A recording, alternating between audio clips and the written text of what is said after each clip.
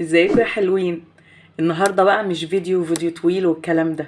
لقيت نفسي كده، نفسي في وقهوه كده بعملها مزاج اما اكون مزاجي عالي.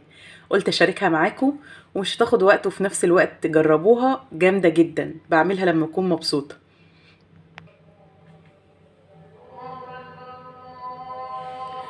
بصوا بقى، عشاق القهوه، الناس اللي بيحبوها كده وبيعشقوها زيي وبيعشقوا الشوكليت كمان هيحبوا الطريقه ديت في القهوه.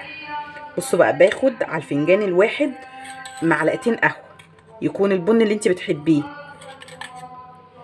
تمام. انا مش هحلي القهوه بتاعتي بسكر، انا هحليها بشوكليت نوتيلا، حاجه كده يعني عشق يا جماعه والله.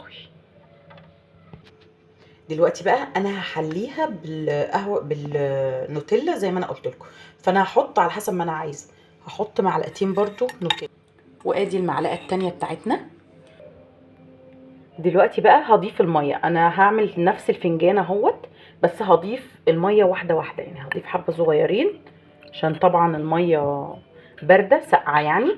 فعلى ما ادوب القهوه مع الشوكليت، لانها هتبقى تقيله عامله زي الكيك شويه.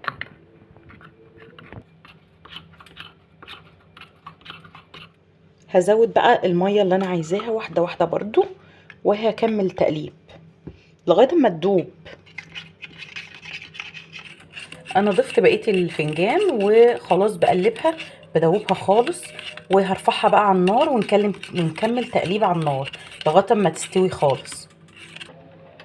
خلاص رفعتها على النار، هتفضلي تقلبي تقلبي. انا ما بسيبهاش تقليب عشان بحبها تكون مستويه كويس. اول لما احس ان هي خلاص قربت تستوي بشيل المعلقه عشان انا بحبها بوش كده. انا خلاص ما عدتش بقلبها وسايباها، خلاص هي قربت اهي هتبتدي تغلي، وانا مش هسيبها تغلي. انا قبل ما تغلي هصبها كده. خلاص هي بتقوم من الحروف اهيت. قبل ما تغلي عشان يبقى عندك وش لازم تصبيها. خلاص بتقوم معايا من الحروف لو ملاحظين.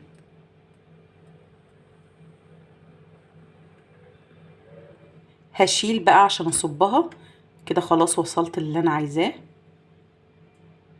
وطبعا يا جماعه ما يحلاش القهوه ولا شربها غير مع فيروز وصوتها الجميل. صبلكوا القهوه بقى، وتخيلوا كده وانتوا قاعدين كده ومنسجمين تشربوا فنجان القهوه الجامد ده. بجد انا بحبه جدا، فحبيت اشارككم كده الفنجان الحلو ده وجربوه وانتوا مزاجكوا عالي بس مع فيروز كده وعيشوا. يلا اشرب انا بقى.